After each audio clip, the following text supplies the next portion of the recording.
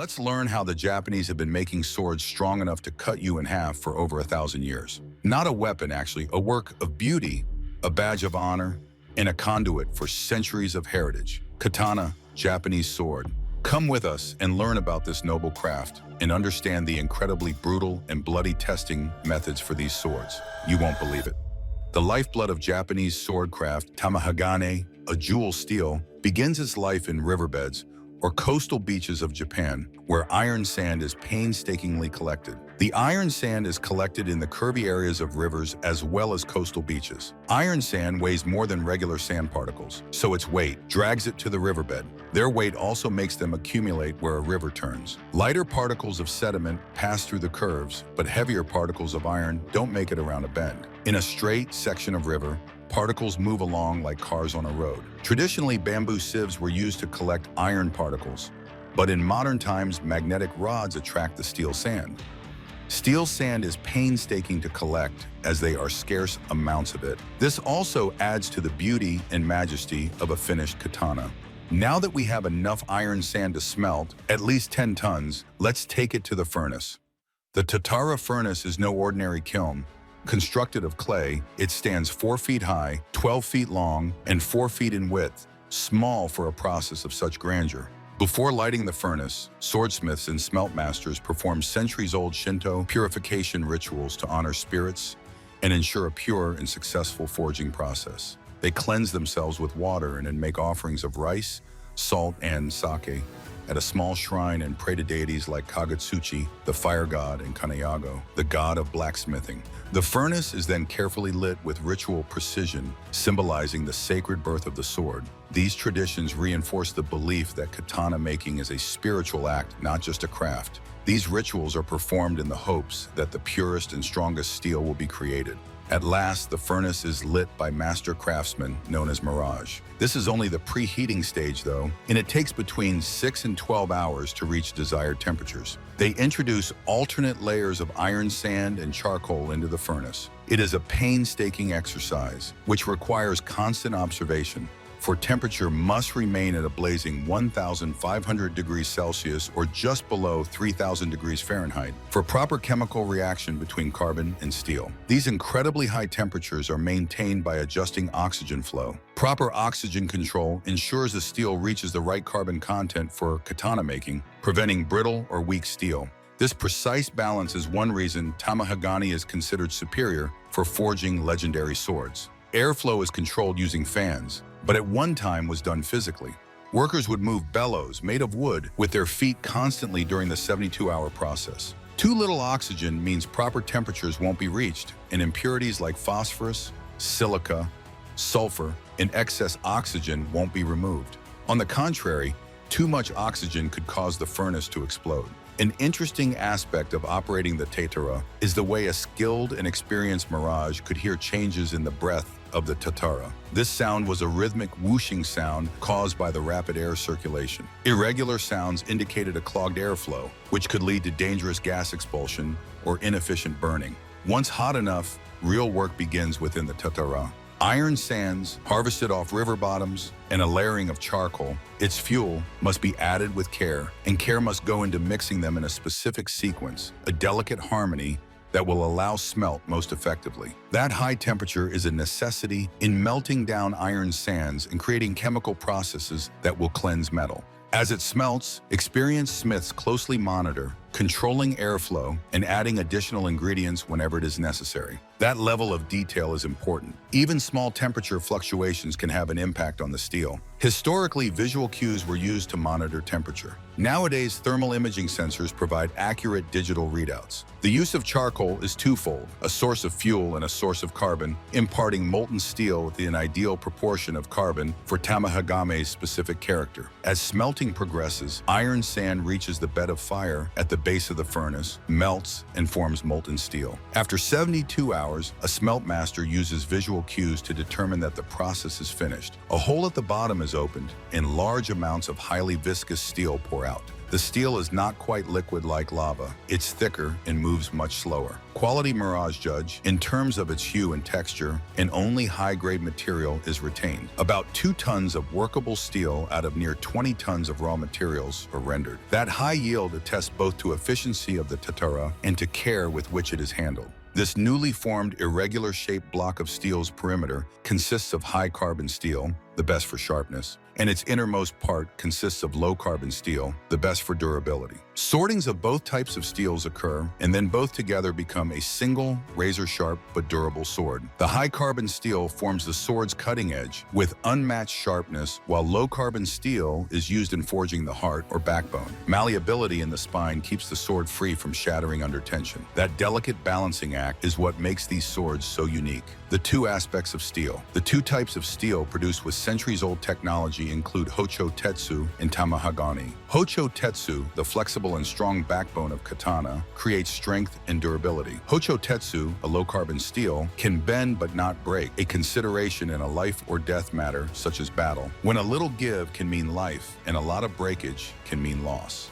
For use in the sword's razor-sharp cutting edge, Tamahagani is saved for future use. High-carbon Tamahagani is renowned for its sharp edge and for its durability and lasting with rough use. The combination of these 2 types of steel, one strong and flexible, one sharp and durable, gives a katana its beauty and its purpose, forging and hardening. Differential hardening is a meticulous process, not only shaping, but defining the sword as well. First, the refined steel is heated until it's red-hot over hot coals, about 1500 degrees Fahrenheit. The swordsmith does this by increasing airflow until the desired heat is reached. The swordsmith relies on intuition and visual cues to determine a point where the steel is malleable enough to work with. It is quickly pulled off of the hot coals, and then the hammering stage begins. The steel is hammered flat with assistance from 2 more artisans. It's folded over onto itself and hammered again, a process that is repeated up to 16 times. This creates new layers and removes more impurities, leaving a stronger piece of iron behind. You won't believe how many reinforcing layers are achieved in this process. Thousands to millions of microscopic layers are formed. Each time it is folded, the number of layers doubles. The folding process also helps with distributing carbon evenly and increasing strength. Once the desired number of folds is achieved, the sword gets coated with clay or mud. A thin layer of clay is carefully coated onto the sword edge, and a thicker layer is coated on the spine. During the quenching, the clay insulates, allowing for quick edge cooling and a slower spine cooling. The edge cools quicker from less clay, and the spine or backside of the blade cools slower from the thicker clay. In the water quenching process, a change occurs in a matter of seconds. Perlite as well as bainite forms in the slower cooling backside of the blade. This makes it incredibly hard, but also gives it some flexibility. Perlite has many applications in steel, including railroads and structural steel used in construction. Railroads are incredibly strong, but also flexible when the train passes over them, similar to how a katana may flex on impact. It allows the steel to slightly bend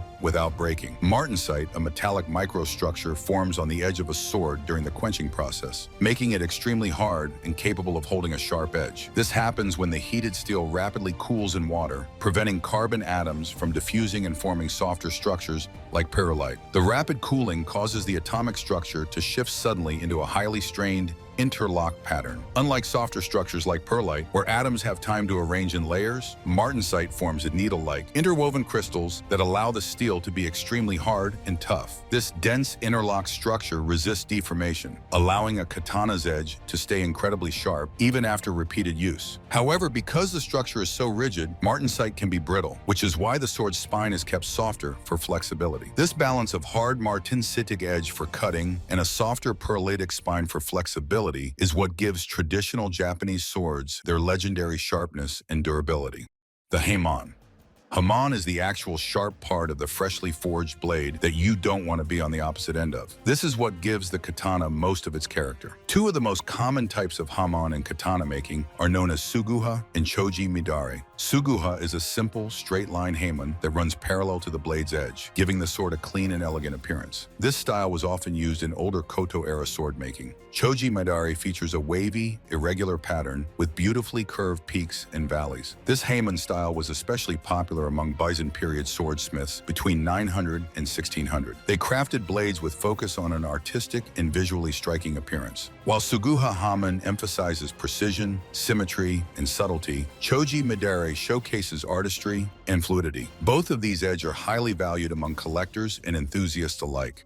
Multiple stones are used in this polishing process, which come from quarries all over Japan. Let's learn about this meticulous process, which takes years to master. The first type of stone used in polishing is the arato, a coarse stone between 200 to 800 grit. This removes rough forging marks, straightens the shape, and defines the ridgeline. It ensures the proper curvature and prepares the blade for finer polishing. Like every other process, this step is dangerous and carried out with extreme care. One slip could result in a bloody wound. The last variety of stones are hazuya and jizuya. These ultra-fine polishing stones are used by hand to bring out the Haman's contrast and refine the blade's surface. Hazuya enhances the sharpness and brightness of the edge, while jizuya creates the soft, mist-like finish on the blade's body. This completes the katana's signature, inimitable appearance. The blade's surface reveals a soft, cloudy appearance. The tip, known in Japanese as kisaki, is burnished, not polished like other parts of the katana. It's burnished separately using a technique called hadori, which gives it a bright, distinct finish. Burnishing the tip of a katana is different from polishing the rest of the blade. Instead of using stones to remove steel, a smooth steel rod is rubbed against the surface to compress it, leaving the surface shiny and reflective without changing the shape. This process strengthens the tip, prevents scratches, and keeps the yokote line, the dividing line between the tip and blade, sharp and well-defined. In contrast, the Haman, or sharp edge, is revealed by carefully polishing the blade with fine stones, creating a cloudy, misty finish that juxtaposes with the bright tip. Proper polishing doesn't just make the sword look stunning, it also reduces friction, improves cutting efficiency, and makes the blade more balanced in the bearer's hand. A well-polished katana is more than a weapon. It is a work of art blending craftsmanship, history, and deadly precision. The blade's testing, tameshigiri. In feudal Japan, a sword, having been crafted, must then prove its worth in a practice called tameshigiri, or test cutting. This was no routine testing. It was a violent demonstration of a sword's deadliness and skillfulness. Swordsmiths utilized a variety of materials, occasionally even criminals, sometimes corpses, to gauge how many targets a creation could decapitate in one blow. Picture yourself in a peaceful dojo, tension palpable in the air, a seasoned swordsman about to test out his freshly crafted katana. With each swing, not only does he exhibit mastery, but also the sword's deadly accuracy. How many bodies a sword could decapitate in one blow would oftentimes be etched onto the sword itself, a macabre testimony to its efficacy as a weapon. This practice not only emphasized technical skill involved in swordcraft, but emphasized too the profound reverence samurai had for their swords. Long-term care. A katana, like any other precisely built tool, requires maintenance. Sword owners use uchiko powder to retain its brilliant shine. This is basically stone in powdered form. Owners apply it with a cloth and a soft bristle brush in a gentle motion, wiping fingerprints and grime gently and safeguarding in the process its sharp edge. The upkeep of a katana is a ritual for many owners, one in which a deep regard for its purpose and its heritage comes through in polishing its edge, tending its form and function in ritualistic manner. The respect for weapons in samurai culture. For a samurai, such a regard was a necessity, as the katana is more than a weapon, but an extension of himself. A katana embodied honor, devotion, and skill. In a similar regard, each maintenance with a sword, each swing in battle, exhibited a dedication and devotion, one in harmony with its purpose. So, sword making and sword maintenance become an ongoing circle of reverence and skill, one in existence for centuries. Design innovations, speed and efficiency. The shape of katana is yet another marvel of innovation. With its curved shape and single edge, it facilitated quick drawing and cutting in one motion. Not only its shape, but its use, too, was satisfactory, and katanas became effective in battles and close-quarters combat. Most swords do not have the gentle curve shape seen in a katana. European swords are straight and sharp on both sides. This curve allows for a more natural slicing rather than cutting motion. Drawing the blade from its sheath is also easier thanks to the curvature. It's believed that a samurai could strike an opponent with ease directly from the sword's sheath. A samurai may spend up to a year just perfecting his draw from the sword's sheath. Another unique aspect of the katana is wearing it blade up. Unlike other swords, samurai wore the katana blade up, allowing for a lightning-fast draw and strike in one motion. The spiritual mastery of swordcraft. Prior to a single swing of the hammer, swordsmiths partake in purification rituals designed to cleanse minds and sharpen energy. Offerings and prayer oftentimes form a part of such rituals, a deep honor for materials to work with, and a heritage soon to be continued in full view. As they forge each katana, smiths know that they not only work with iron, they give the sword a soul. Swords actually become one with deities. They are seen as an embodiment of God. That faith takes the katana to a sacred level, bearing it more than a weapon or even a work of art, but something highly sacred. Most inherit family katanas through several generations, holding them with utmost honor and respect. They embody stories, memories, and cultural identity. With each katana, its maker and owners bridge heritage, heart, and soul. Sword making and sword maintenance become an ongoing circle of reverence and skill, one in existence for centuries. That a katana is said to have a soul brings a realization that such a sword isn't a tool, but a living artifact full of heritage and tradition. We hope you liked learning about samurai swords. Like and subscribe for more amazing content.